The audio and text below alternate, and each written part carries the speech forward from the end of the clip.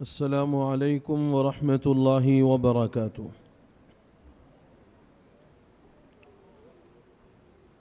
الحمد لله وكفى وسلام على عباده الذين اصطفى وعلى آله وأصحابه المجتبى. أما بعد،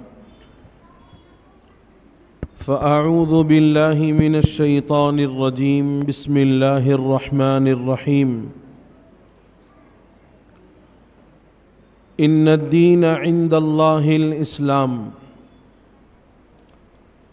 وقال الله تبارك وتعالى: ومن يبتغي غير الإسلام دينا فلن يقبل منه وهو في الآخرة من الخاسرين.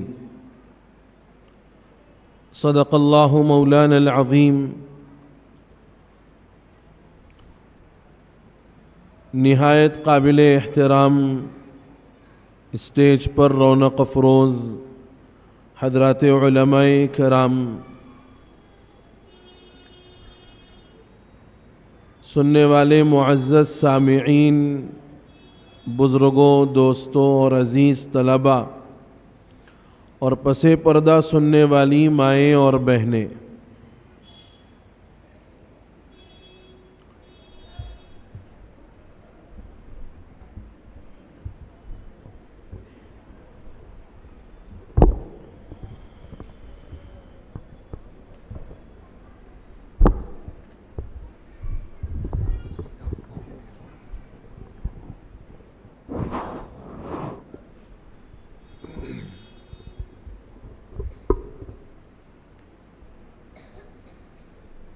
جیسا کہ آپ سبھی حضرات کے علم میں یہ بات ہے کہ آج کا یہ اجلاس ادارہ صوت القرآن کا دوسرا عظیم الشان اجلاس عام ہے، جو تحفظ ختم نبوت اور اصلاح معاشرہ کے عنوان سے منعقد کیا گیا ہے. گویا آج کے اجلاس کے دو الگ الگ عنوان ہیں اور الگ الگ پہلو ہیں.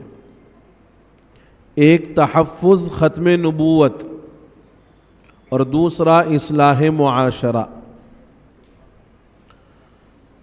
بزرگوں، یہ بات سب سے پہلے ذہن میں رکھو کہ اللہ رب العزت کو دین اسلام سب سے زیادہ پسندیدہ ہے. سب سے زیادہ پسندیدہ مذہب اللہ کے نزدیک دین اسلام. اسی دین اسلام کی اشاعت کے لیے، یہی دین انسانیت تک پہنچانے کے لیے اللہ نے انبیاء کرام علیہم الصلوات والسلام کا ایک بڑا سلسلہ چلایا.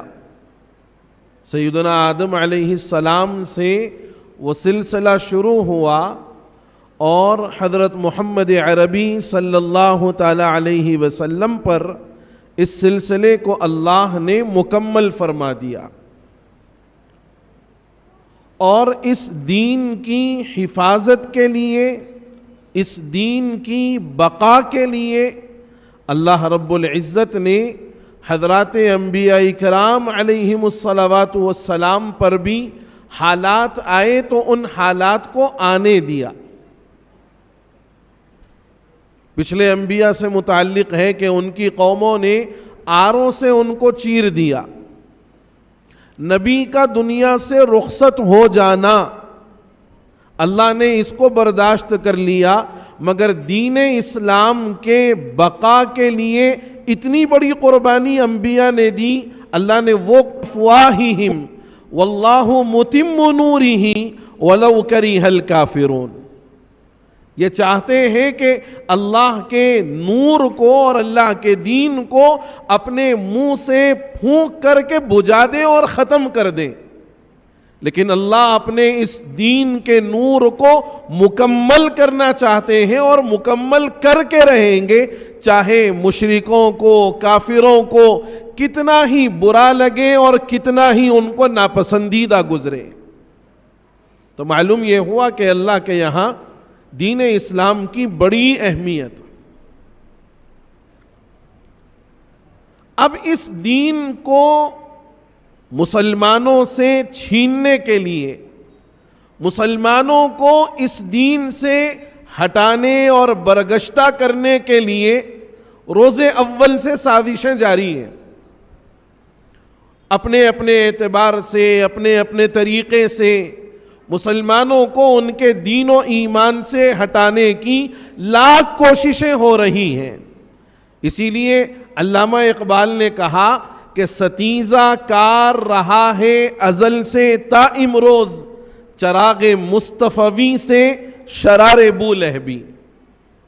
ہر دور میں کوشش ہوئی ہے، لیکن موجودہ جو دور ہے یہ دور نظریاتی جنگ کا دور ہے، مادی جنگ کا دور نہیں ہے، نظریاتی جنگ کا دور ہے، علم و آگاہی کی جنگ کا دور ہے.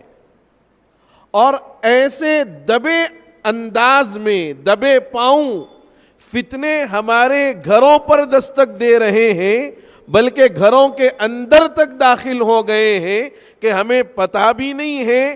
حضور کی ایک حدیث ہے کہ فتنوں کے آنے سے قبل اعمال میں سبقت کرو، جلدی جلدی اعمال کر لو، اس لیے کہ جب فتنے آئیں گے تو اس انداز پر آئیں گے کہ آدمی صبح کو مومن ہوگا، شام ہوتے ہوتے کافر ہو جائے گا، شام کو مسلمان ہوگا تو صبح ہونے تک وہ اپنے ایمان کو باقی رکھ پائے گا یا اس کا ایمان ختم ہو جائے گا، اس کی گارنٹی نہیں دی جا سکتی. آج وہ دور ہمارے درمیان اس وقت میں چل رہا ہے اور ہم اسی دور میں جی بھی رہے ہیں. نئے نئے فتنے. اس وقت آپ کی خدمت میں 4 فتنوں سے متعلق، بلکہ 5 فتنوں سے متعلق کچھ معروضات عرض کروں گا، اور گزارش یہ ہے کہ پوری توجہ اور انہماک کے ساتھ ان فتنوں سے متعلق آگاہ ہو جائیں، شعور بیدار کر لیں. ختم نبوت میں حضور کو خاتم النبیین والمرسلین ماننا اور اس عقیدے کو تسلیم کرنا جہاں ضروری ہے، وہیں اس بات کو بھی ماننا ضروری ہے کہ علامات قیامت میں نبی کریم صلی اللہ علیہ وسلم نے جن علامات کا تذکرہ فرمایا ہے، ان علامات کا وجود اسی طرح پیش آئے گا اور اسی طریقے سے وہ علامات ظاہر ہوں گی جس طرح نبی رحمت صلی اللہ علیہ وسلم نے امت کو آگاہ کیا ہے. قیامت کی جو بڑی بڑی نشانیاں ہیں، ان نشانیوں میں 2 نشانیاں بطور خاص امت کو ذہن میں رکھنے کی ضرورت ہے، کیونکہ انہی 2 نشانیوں کو بنیاد بنا کر بے شمار فتنے اس وقت مسلمانوں کے دین و ایمان کو لوٹنا چاہ رہے ہیں. ایک علامت قیامت کی ظہور مہدی ہے. ظہور مہدی، حضرت مہدی رضی اللہ عنہ کا ظاہر ہونا. اور دوسری علامت ہے حضرت مہدی کے آ جانے کے بعد دجال ظاہر ہوگا، اور دجال کے ظاہر ہونے کے بعد حضرت عیسیٰ علیہ السلام کا نزول ہوگا. 2 الفاظ بڑے قیمتی ہیں ذہن میں رکھنا، ظہور، نزول. ظہور کا مطلب یہ ہے وہ چیز جو اب تک موجود نہیں تھی، اب تک ظاہر نہیں تھی، اچانک وہ چیز ظاہر ہو جائے، یہ ہے ظہور. اور نزول کا مطلب جیسے آسمان سے پانی اترتا ہے، نازل ہوتا ہے، کسی مقام سے، اونچے مقام سے نیچے کی طرف آنے کے لیے نزول کا لفظ استعمال ہوتا ہے. اور یہ 2 الفاظ بس یہ دو الفاظ کو اگر سمجھ جائیں تو ایک فتنے سے متعلق بڑی آسانی کے ساتھ ہمیں یہ بات سمجھ میں آئے گی کہ یہ گمراہ فرقہ ہے، جھوٹا فرقہ ہے، دائرہ اسلام سے خارج فرقہ ہے۔ کون سا؟ شکیل بن حنیف کا فتنہ، شکیل بن حنیف کا فتنہ۔ اللہ کے رسول صلی اللہ علیہ وسلم نے حضرت مہدی سے متعلق جو پیشین گوئیاں فرمائیں، اس میں پہلی پیشین گوئی یہ کہ جس وقت پوری دنیا میں ظلم و جور بھر جائے گا، پوری دنیا ظلم سے بھر جائے گی، مسلمانوں پر سراسر ظلم ہوگا، دنیا کے اندر عدل و انصاف ختم ہو جائے گا، اور ادھر مدینے میں نفس زکیہ لقب کا ایک بادشاہ ہوگا۔ کیا نام کا؟ نفس زکیہ۔ آپ لوگ بولو نا میرے ساتھ، تھوڑا آپ بولو، مطلب بیدار ہیں آپ لوگ؟ تو ذرا بولتے جاؤ۔ مدینے میں نفس زکیہ لقب کے ایک بادشاہ کا انتقال ہوگا۔ حضرت مہدی کو اس بات کا ڈر ہوگا کہ کہیں مجھے مسلمانوں کے امور کا ذمہ دار نہ بنا دیا جائے۔ اب دیکھو یہ بات سمجھو، مجھے مسلمانوں کے امور کا اور امور خلافت کا ذمہ دار نہ بنا دیا جائے، اس لیے راتوں رات امام مہدی مدینے سے نکل کر مکہ آئیں گے، مدینے سے نکل کر مکہ آئیں گے۔ حضور نے امام مہدی سے متعلق فرمایا کہ کشادہ چہرے والے، اونچی پیشانی والے، رنگ بالکل صاف ہوگا، ان کا نام محمد ہوگا، والد کا نام عبداللہ ہوگا، حضرت فاطمہ کی اولاد میں سے ہوں گے، حسنی خاندان کے ہوں گے، مدینے میں پیدا ہوں گے، اور ان کا مہدی ہونا مکے میں جا کر ظاہر ہوگا، مکے میں جا کر ظاہر ہوگا۔ ادھر امام مہدی راتوں رات مدینے سے نکلیں گے اور مکہ جائیں گے، بیت اللہ کا طواف کرتے ہوں گے، اور بیت اللہ کا طواف کرتے ہوئے اس وقت کے جو قطب اور ابدال اللہ والے ہوں گے اور اللہ کے نیک اور برگزیدہ بندے ہوں گے، حضرت مہدی کو دیکھ کر پہچانیں گے یہ مہدی ہے۔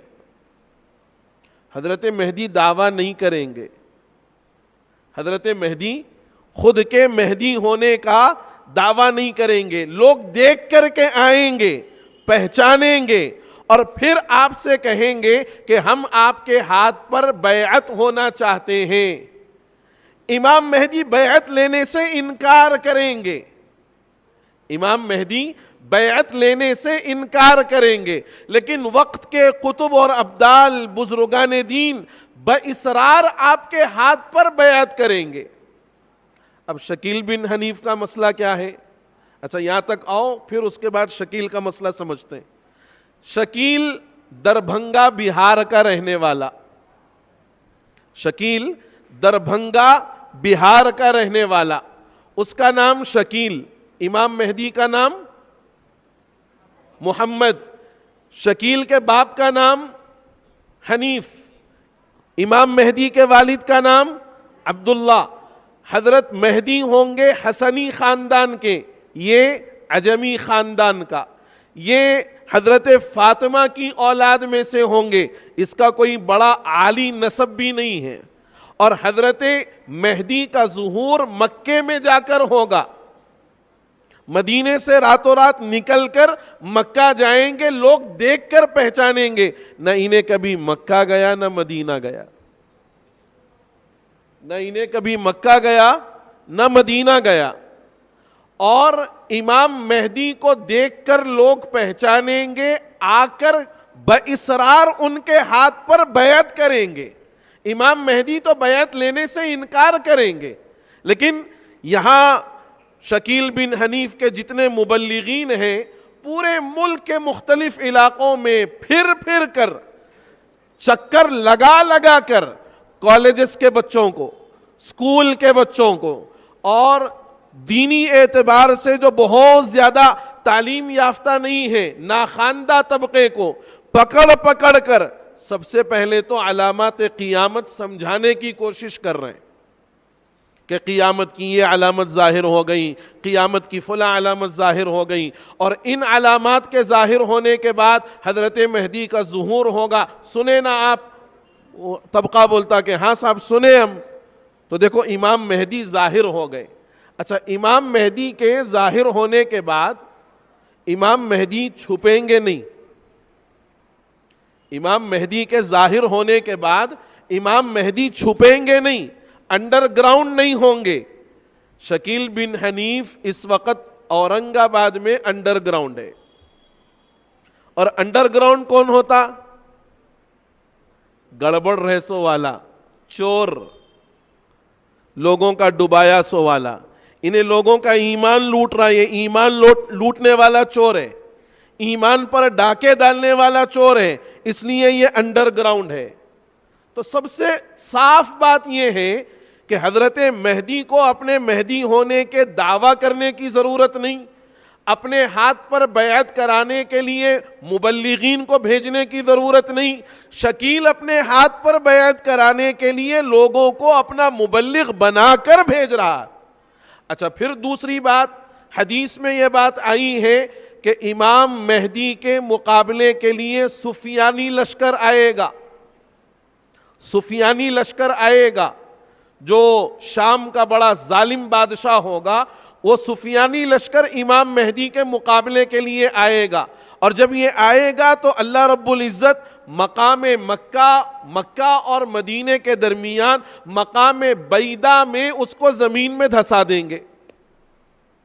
شکیل کے خلاف کوئی سفیانی لشکر نہیں آیا۔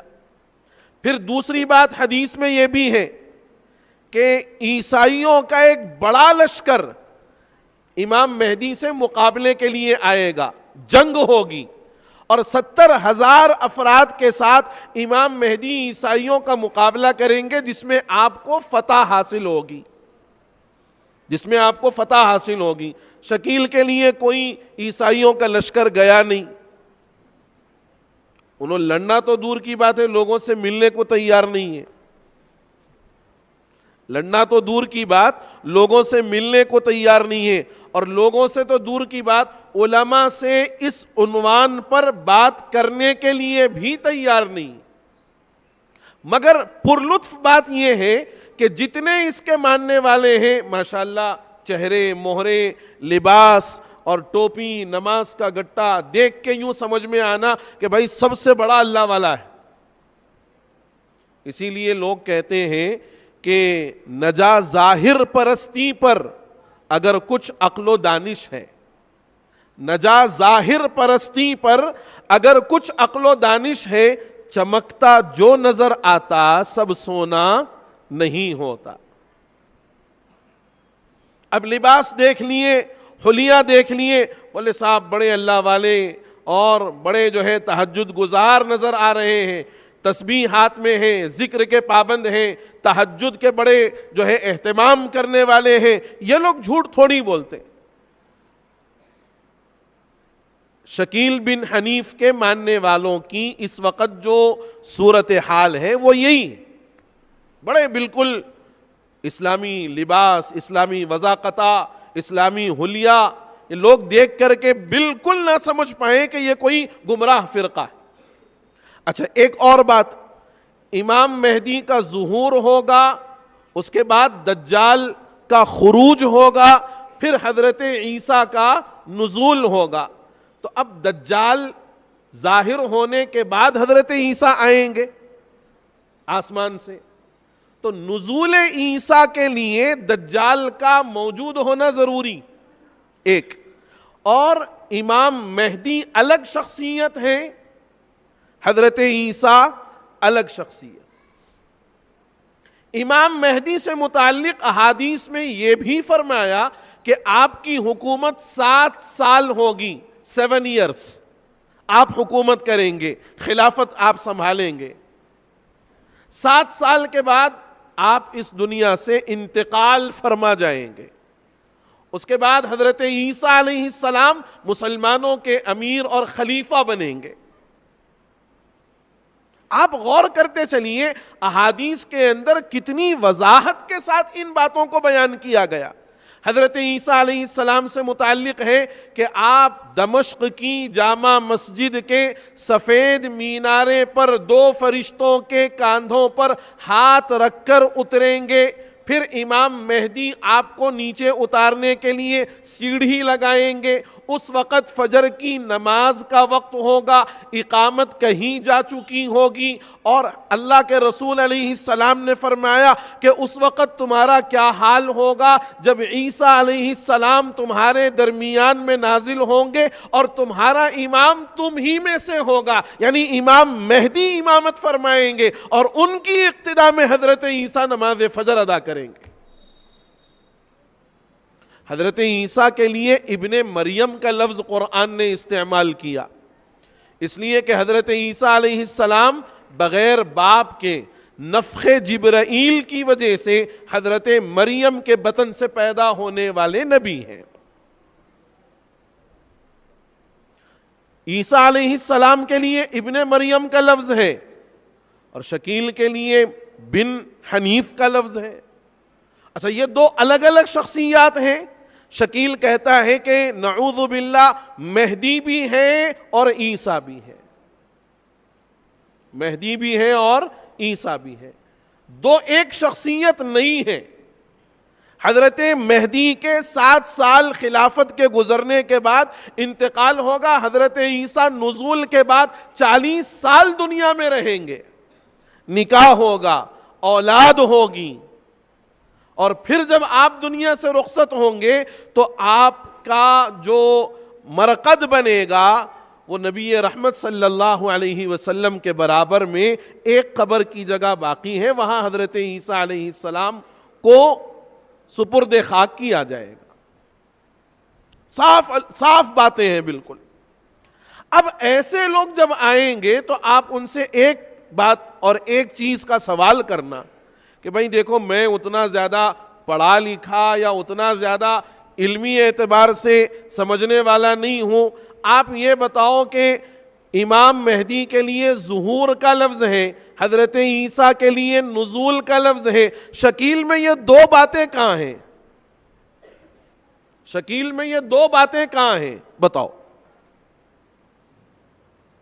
اب آپ کو یہ معلوم ہے کہ بھئی دجال آئے گا, اس کے بعد حضرت عیسیٰ آئیں گے. دجال سے متعلق نبی رحمت صلی اللہ علیہ وسلم نے فرمایا پست قد آدمی ہوگا, پست قد آدمی ہوگا, ایک آنکھ کا کانا ہوگا اور ایک آنکھ اس کی جو ہے بالکل بند ہوگی, بال گھونگریالے ہوں گے, اس کے گھنگرو بال ہوں گے, پست قد آدمی ہوگا, پوری دنیا میں فتنہ مچائے گا. یہودی اس کے سب سے زیادہ قریب ہوں گے, وہ ان یہودیوں کا سردار ہوگا. اور یہ شکیل بن حنیف سے جب یہ سوال ہوا کہ میاں دجال کا آنا بھی تو ہے, تو بولے دجال میں امریکہ اور فرانس ان دونوں کو ملا کے بولا یہ دجال ہے. تو پھر اس سے سوال ہوا کہ دجال تو ایک آنکھ کا ہے, بولا وہ سیٹلائٹ کی ایک آنکھ ہوتی نا, وہ سیٹلائٹ دجال ہے. حضور فرما رہے رجل احمر, پست قد کا آدمی ہوگا, گھنگریالے بال ہوں گے اور ممسوح العین ہوگا. ایک آدمی کے بارے میں آپ نے باضابطہ تذکرہ کیا, یہ 2 ملکوں کو ملا کر بتا رہا کہ صاحب یہ دجال. اسی کو بولے کہاں کا اینٹ کہاں کا روڑا, شکیل بن حنیف نے دجال کا کھمبا جوڑا. تو یہ موجودہ دور کا بہت بڑا سنگین فتنہ, ایمان سوز فتنہ ہے, اور پورے ملک کے علماء کا, پورے ملک کے دارالفتاؤں کا یہ متفقہ فیصلہ ہے کہ شکیل بن حنیف خود کافر, اس کے ماننے والے کافر, اس کو مہدی اور عیسیٰ ماننے والے کافر, اس کی دعوت اور اس کی تبلیغ کرنے والے بھی کافر.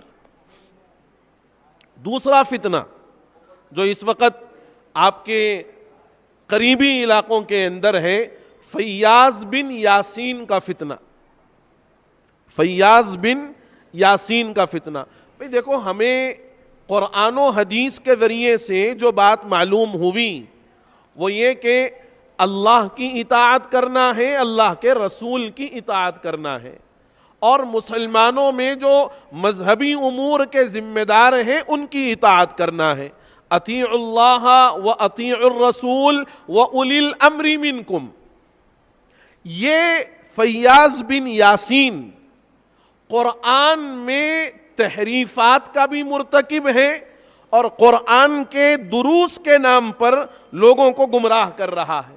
چنانچہ اس کی کچھ گمراہیاں ہیں جو آپ کی خدمت میں رکھوں گا، اس سے آپ اندازہ لگائیں کہ یہ آدمی لوگوں کو کس چیز کی دعوت دے رہا۔ ایم آئی جی، اولڈ ایم آئی جی اور اسی طریقے سے ماساپ ٹینک وغیرہ کے علاقے میں اس فتنے کے ماننے والوں کے بے شمار گھر ہیں۔ چنانچہ وہ یہ کہتا ہے کہ ایمان اصل میں میری اطاعت کرنا ہے، یعنی فیاض کی۔ ایمان اصل میں اللہ کی اور میری یعنی فیاض کی اطاعت کرنا ہے۔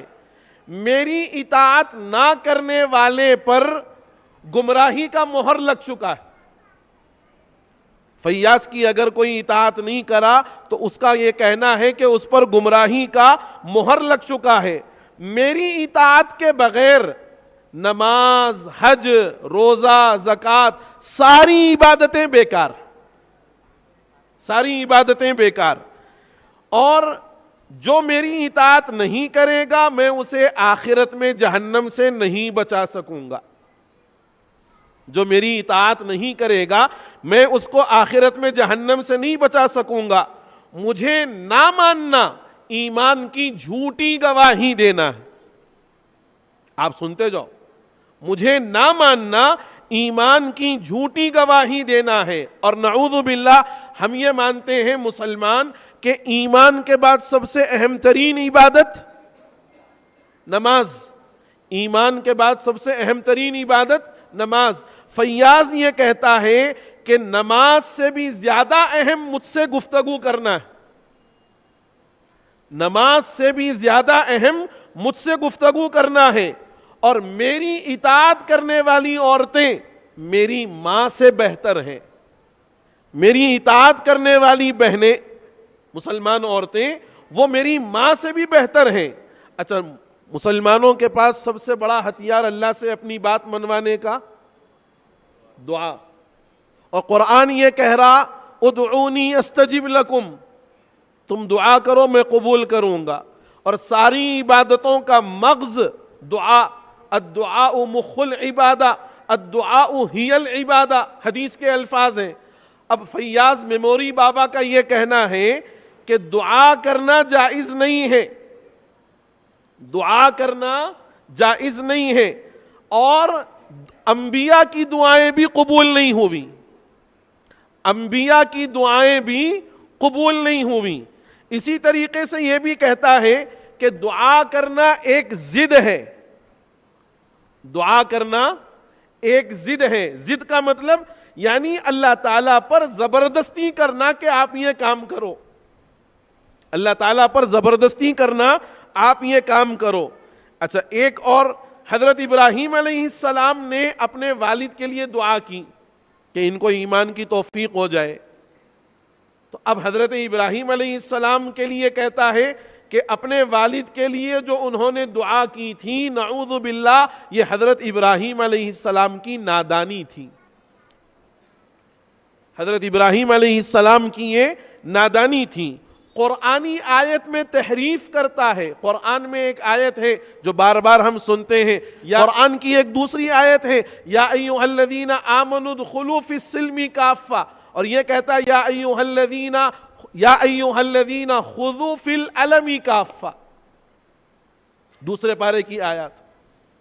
اسی طریقے سے ایک اور چیز کہ انسان دنیا کے اندر آیا تو وہ اسباب کا محتاج ہے، اسباب اختیار کرے گا، کمانے کے لیے اسباب اختیار کرنا، بیمار ہوا تو دوا کا سبب اختیار کرنا۔ فیاض میموری بابا کا کہنا ہے کہ اسباب کا اختیار کرنا جائز نہیں ہے۔ اب یہ آدمی قرآن کے نام پر لوگوں میں گمراہی پھیلا رہا، اور بہت سارے لوگ اس فتنے کے اندر مبتلا بھی ہیں. اور اس کے جو عقائد ہیں، اس کی جو نظریات ہیں، ان نظریات کے اعتبار سے علماء نے اس کے متعلق بھی کہا کہ یہ دائرہ اسلام سے خارج ہے، کیونکہ یہ انبیاء کی توہین کا مجرم ہے، اللہ کے ساتھ اپنی اطاعت کا دعوے دار ہے، قیامت کے دن محشر میں لوگوں کی سفارش کرنے کا دعوے دار ہے. تو ایسا آدمی دائرہ اسلام سے خارج، اور اس کے ماننے والے بھی دائرہ اسلام سے خارج. ایک تیسرا فتنہ ہے. وہ تیسرا فتنہ کیا ہے؟ گوہر شاہی. تیسرا فتنہ ہے گوہر شاہی. نام سنے؟ یہ گوہر شاہی کا جو مسئلہ ہے نا، ان کا تو بڑا عجیب و غریب معاملہ ہے، بڑا عجیب و غریب مسئلہ ہے. یہ ذات کے اعتبار سے مغل ہے. اس کا نام ریاض احمد ہے، والد کا نام فضل حسین ہے، اور گوہر شاہ اس کے دادا کا نام. دادا کی طرف نسبت کرتے ہوئے ریاض احمد گوہر شاہی. تو یہ مغل ہے ذات کے اعتبار سے. پاکستان کے اندر ایک علاقہ ہے سندھ. سندھ کے لوگ سید لوگوں کو بہت پسند کرتے ہیں. سید بتایا، لوگوں میں پذیرائی کے لیے اپنے نسب کو بدل دیا. لوگوں میں پذیرائی کے لیے، لوگوں میں قبولیت کے لیے اپنے نسب کو بدل دیا. اپنے باپ کو جو مغل تھا اس کو سید بنا کر پیش کر دیا. اس نے بھی بے شمار قرآن و حدیث کے اندر تحریفات کی ہیں. سب سے بڑی تحریف جو ریاض احمد گوہر شاہی کی، اس نے جعلی کلمہ بنایا. ہم کیا کلمہ پڑھتے؟ لا الہ الا اللہ محمد الرسول اللہ. اس نے کہا لا الہ الا اللہ ریاض احمد رسول اللہ. جعلی کلمہ بنایا. اللہ کی شان میں توہین کی. چنانچہ اللہ کی شان میں جو اس نے توہین کی ہے، اس میں 3 باتیں آپ کو میں سنا رہا ہوں. پہلی بات یہ کہ نعوذ باللہ ہم مسلمان اس بات کا عقیدہ رکھتے ہیں کہ اللہ قادر مطلق ہے، جو اللہ چاہے ہو جائے گا.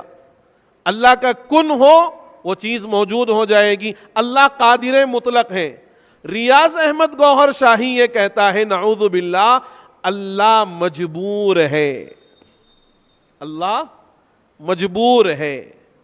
اچھا، ہم یہ کہتے ہیں کہ اللہ رب العزت انسان کی شہرک سے بھی قریب ہے، الیہ من حبل الورید. اور ریاض احمد گوہر شاہی یہ کہتا ہے کہ اللہ شہرک کے قریب ہوتے ہوئے بھی کچھ نہیں دیکھ سکتا. حالانکہ قرآن یہ کہتا ہے لا تدرکہ الابصار وہو یدرک الابصار، کہ وہ ساری نگاہوں کو اللہ دیکھنے والا ہے. اور یہ کہتا ہے شہرک سے بھی زیادہ قریب ہوتے ہوئے کچھ نہیں دیکھ سکتا. آگے سنو آپ، اللہ کی شان میں گستاخی.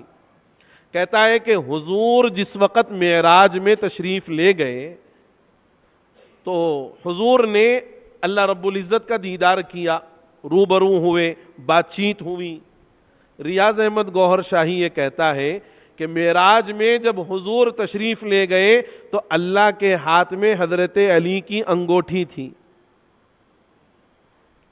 اللہ کے ہاتھ میں حضرت علی کی انگوٹھی تھی، اللہ کے ہاتھ میں حضور نے دیکھی. یہ گستاخی. اللہ منزہ ہے ہر چیز سے.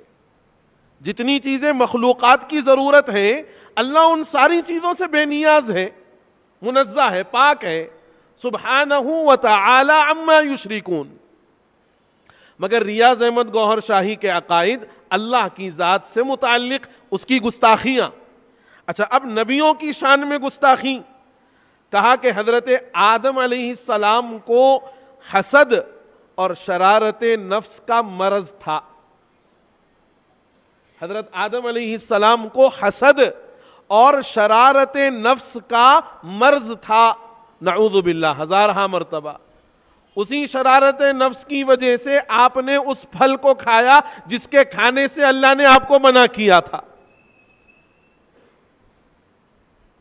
حضرت موسیٰ علیہ السلام کے متعلق کہتا ہے کہ ان کی قبر میں ان کا جسم موجود نہیں ہے. حضرت خضر سے متعلق کہتا ہے کہ ایک معصوم بچے کو انہوں نے قتل کیا. اس قتل پر حضرت خضر کی شان میں گستاخی کرتا ہے، حالانکہ حضرت خضر کا ہر عمل تکوین کے اعتبار سے تھا. قرآن نے صاف وضاحت سے فرمایا. یہ انبیاء کی شان میں گستاخی. جعلی کلمہ وہ آپ کے سامنے میں نے سنایا. قرآن کے متعلق گستاخی. ہم اور آپ قرآن کے متعلق یہ کہتے ہیں کہ اللہ نے لوح محفوظ سے وقتاً فوقتاً جیسی ضرورت تھی 30 پارے قرآن کے اتارے. 30 ہے نا. لیکن ریاض احمد گوہر شاہی یہ کہتا ہے کہ ظاہری اعتبار سے قرآن کے 30 پارے، باطنی اعتبار سے مزید 10 پارے، کل ملا کے 40 پارے. اور ان 40 پاروں میں ان 10 پاروں کا اللہ نے جو ہم پر انکشاف کیا ہے ہماری عبادات کی وجہ سے، ہماری ریاضات کی وجہ سے اور ہمارے مجاہدات کی وجہ سے. جیسے شیعوں کے اندر ایک عقیدہ ہے کہ قرآن کے بھی وہ بھی کہتے ہیں 40 پارے 10 پارے غار سرہ من رعا میں لے کر چلے گئے امام. ویسے یہ بھی کہتا ہے کہ ان 10 پاروں کا انکشاف جو ہم پر ہوا ہے وہ ہماری عبادات، ریاضات اور مجاہدات کی وجہ سے ہوا. اچھا، پھر اس کے بعد یہ بھی کہتا ہے کہ اسلام کے جو ارکان ہیں توحید کے بعد، نماز، روزہ، زکوٰۃ، حج، ہر عبادت میں انسان کی روح کو غذا ملتی. ہر عبادت انسان کی روح کو مجلہ کرتی ہیں. حدیث میں فرمایا کہ انسان جب سجدے میں جاتا ہے تو اللہ کے سب سے زیادہ قریب ہوتا ہے اور بندے اور اللہ کا روحانیت والا رشتہ ہوتا ہے. اور حدیث میں بھی فرمایا گیا کہ آپ اگر اس بات کی استطاعت رکھتے ہو تو یوں عبادت کرو جو درجہ مشاہدہ ہے، ان تعبد اللہ کأنک ترا. اور اگر اس کی استطاعت نہیں ہے تو درجہ مراقبہ میں آپ عبادت کرو. فَإِن لَمْ تَكُنْ تَرَاهُ فَإِنَّهُ يَرَاكَ. یعنی اللہ کی عبادت ایسے کرو جیسے تم اللہ کو دیکھ رہے ہو. یہ درجہ مشاہدہ ہے. اگر اس کی استطاعت نہیں ہے تو کم از کم یہ تو ذہن میں رکھو کہ اللہ تمہیں دیکھ رہا ہے. تو بندہ عبادت سے اللہ کے ساتھ قریب ہو جاتا ہے روحانیت کے اعتبار سے. ریاض احمد گوہر شاہی کہتا ہے نماز، روزہ، زکوٰۃ، حج، اس سے کوئی روحانیت نہیں آتی. اس سے کوئی روحانیت نہیں آتی. روحانیت تو چرس، گانجے سے اگر روحانیت میں اضافہ ہو تو یہ چرس اور گانجا بھی حرام نہیں ہے، حلال ہے. ریاض احمد گوہر شاہی کا یہ ماننا. ایک اور بات بھی کہی، نامحرم عورتوں سے مصافحہ کرنا، معانقہ کرنا، جسم دبوانا کوئی غلط بات نہیں، کوئی غلط بات نہیں. یہاں تک کہا کہ شراب کے ذریعے سے بھی اگر روحانیت میں اضافہ ہو تو شراب بھی حلال. اور یہ بھی کہا، جیسے شکیل بن حنیف مہدویت کا دعویٰ کیا، اس نے بھی مہدی ہونے کا دعویٰ کیا. اور یہاں تک کہا کہ میرا چہرہ اور میری صورت سورج میں نظر آئی، چاند میں نظر آئی، حتیٰ کہ حجر اسود میں نظر آئی. حتیٰ کہ حجر اسود میں نظر آئی. یہ آپ کے قطب اللہ پور اور یہ سرارم جو علاقے ہیں اس طرف میں، بال نگر کے اطراف میں، ان علاقوں میں گوہر شاہی فتنہ اس وقت بڑا سرگرم. اور اس وقت یہ پورے مسئلے کا جو ذمہ دار ہے وہ یونس الگوہر ہے. داڑھی بھی نہیں، یعنی ظاہری دینداری بھی نہیں، ظاہری دینداری بھی نہیں. 1 بجے 2 بجے رات کو ان کا پروگرام لائیو آتا، باضابطہ لوگ بیٹھ کے ٹی ویاں لگا کے دیکھتے. اور اس نے یہ بھی کہا کہ حضرت عیسیٰ سے میری ملاقات ہوئی. گوہر شاہی نے کہا کہ حضرت عیسیٰ سے میری ملاقات ہوئی، باضابطہ ایک ویڈیو ہے اس کا. حضرت عیسیٰ کہاں ہیں؟ آسمانوں میں، دوسرے آسمان پر، اور قرب قیامت نازل ہوں گے اور دو فرشتوں کے کندھوں پر ہاتھ رکھ کر اتریں گے. یہ بول رہا کہ نہیں ہم سوئٹزرلینڈ میں ملے حضرت عیسیٰ علیہ السلام سے. ویڈیو میں بول رہا ہوں باضابطہ سوئٹزرلینڈ میں ملے حضرت عیسیٰ علیہ السلام سے. چوغا پہن کے آ رہے تھے، میں نے دیکھا تو میرے ہاتھ میں جو ہے ایک پانی کا بال تھا، حضرت عیسیٰ نے اس کے اندر ایک گلاب ڈال دیا تو پانی نہ نیچے گرا نہ اضافہ ہوا، جیسے کا ویسا تھا، اور وہ گلاب بھی کھڑا ہو گیا. حضرت عیسیٰ سے جھوٹی ملاقات. علماء فرماتے ہیں کہ یہ اور اس کے ماننے والے بھی دائرہ اسلام سے خارج. ایک اور فتنہ ہے اس وقت انجینئر علی مرزا کا، اسی طریقے سے جاوید غامدی کا. یہ وہ باطل افکار اور نظریات کے حامل لوگ ہیں جن کے نزدیک حضرات صحابہ کرام کا کوئی مقام و مرتبہ نہیں، نعوذ باللہ. حالانکہ امت یہ کہتی ہے کہ انبیاء کی دعوت جو ہم تک پہنچی ہے وہ انہی صحابہ کے واسطے سے پہنچی. صحابہ سب کے سب عادل ہیں. اور انجینئر علی مرزا یہ تو یوں سمجھو آپ جیسے مربع جس کو بولتے ہیں نا، جس میں کئی چیزیں ایک ساتھ ہو جاتی ہیں، یہ بھی کئی چیزوں کا مربع ہے. انجینئر علی مرزا پہلے مسلک دیوبند پر چلتا تھا، بعد میں مسلک بریلویت کو اختیار کیا، بعد میں مسلک شیعیت کو اختیار کیا. اسی لیے کہتا ہے کہ روافض مسلمان ہیں. اب ان تینوں مسلکوں سے بھی ہٹ کر ایک نیا مسلک نکالا جس میں باضابطہ صحابہ کرام پر اور خاص طور سے حضرت امیر معاویہ رضی اللہ عنہ پر لعن طعن کرنا، سب و شتم کرنا، تنقید کرنا، ان کو بدعتی کہنا، ان کو باغی کہنا، ایسی بے شمار چیزیں. اور اسی طریقے سے جاوید احمد غامدی، وہ بھی اپنے باطل افکار اور نظریات کی وجہ سے جادے اعتدال سے، راہ حق سے ہٹا ہوا ہے.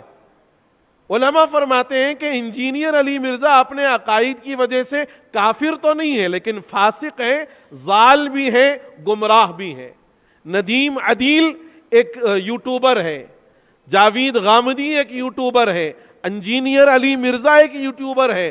آج یہ جو فکری اور نظریاتی اختلاف ہے وہ اسی سوشل میڈیا کے ذریعے سے ہماری نسلوں کے اندر اور ہمارے بچوں کے اندر عام ہوتا جا رہا. اس لیے ماں باپ کو چاہیے کہ دو چیزوں پر توجہ دیں. ایک ہے میرے بھائی ضرورت اور دوسرا ہے مقصد. دنیا میں ہمارے آنے کا مقصد کیا ہے؟ اللہ کو راضی کرنا. دیکھو دین اسلام کے اندر دو چیزیں ہیں، ایک ہے عقیدہ، دوسرا ہے عمل. عقیدہ اگر ہے تو جنت ملے گی، صحیح عقیدہ. عقیدہ اگر صحیح ہے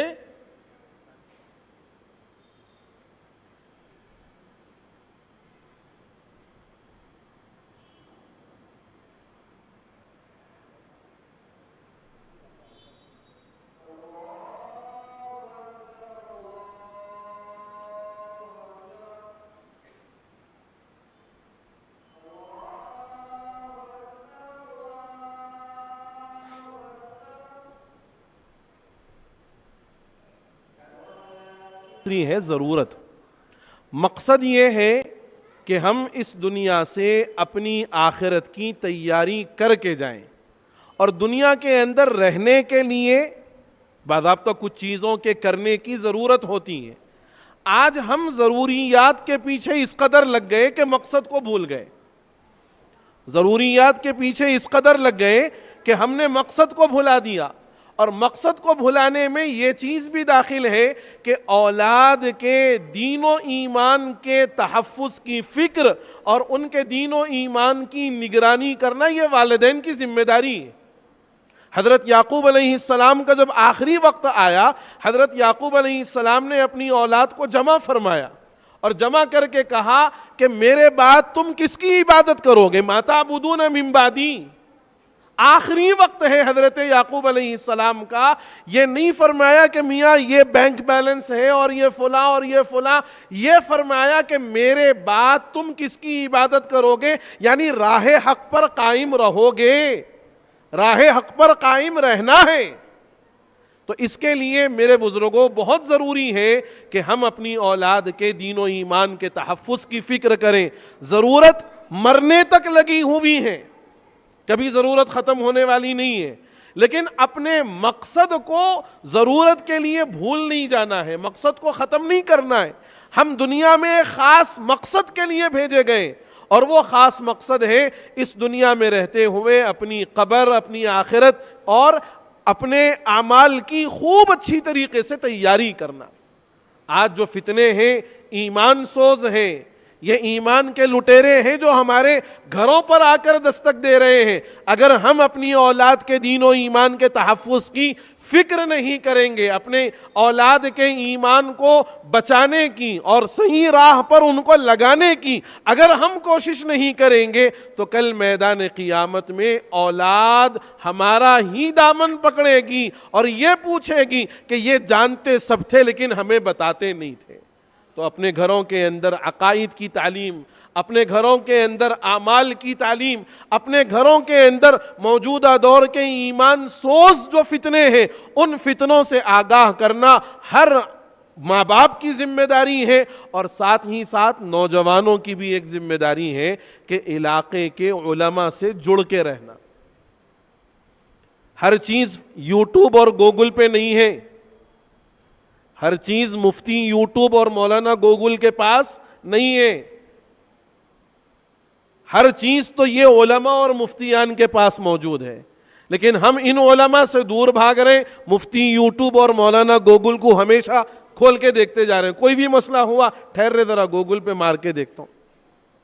علماء سے اپنے رابطے کو مضبوط کرو، اس لیے کہ یہ علماء در حقیقت انبیاء کے وارث ہیں اور مسلمانوں کے دین و ایمان کی حفاظت کرنے والے ہیں. اگر یہ علماء کے ساتھ ہمارا تعلق مضبوط ہوگا تو پھر انشاءاللہ ہمارا دین و ایمان بھی محفوظ رہے گا. اسی لیے حضرت شاہ صاحب دامت برکاتہم فرماتے ہیں کہ ایک میم والے کو 3 میموں سے جڑ کے رہنا ضروری ہے.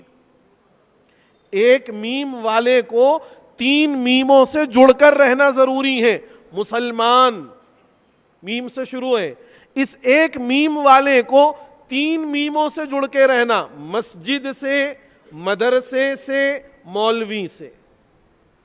یہ ایک میم والا اگر ان 3 میموں سے جڑ کر رہا تو انشاءاللہ اس کا دین و ایمان بھی محفوظ رہے گا، اور اگر ان کی نسلیں جڑ کے رہیں تو ان کی نسلوں کا دین و ایمان بھی محفوظ رہے گا. اور اگر یہ ایک میم والا یہ 3 میموں سے بے نیاز ہو گیا، نہ اس کے دین و ایمان کے تحفظ کی گارنٹی ہے، نہ نسلوں کے دین و ایمان کے تحفظ کی گارنٹی. اس لیے میرے بزرگوں اپنے علاقے کے علماء سے جڑنا، اپنے علاقے کے علماء سے رابطے میں رہنا اور ان فتنوں کے جال میں نہ پھنستے ہوئے اپنے دین و ایمان کی خود بھی حفاظت کرنا ہے اور اپنے نسلوں کے دین و ایمان کی بھی حفاظت کرنا ہے. اللہ تعالیٰ بہت جزائے خیر دے ادارے صوت القرآن کے ذمہ داران کو، جو انہوں نے وقت کی ضرورت کو محسوس کرتے ہوئے انتہائی اہم ترین عنوان پر یہ اجلاس رکھا. اللہ تعالیٰ کہنے اور سننے سے زیادہ سبوں کو توفیق عمل نصیب فرما دے. آمین یا رب العالمین. وآخر دعوانا ان الحمد للہ رب العالمین. جزاکم اللہ خیراً فاحسن جزا. ہم حضرت مولانا مجیب الدین قاسمی صاحب دامت برکاتہ کے بہت ممنون و مشکور ہے کہ حضرت کا قیمتی خطاب ہمارے سامنے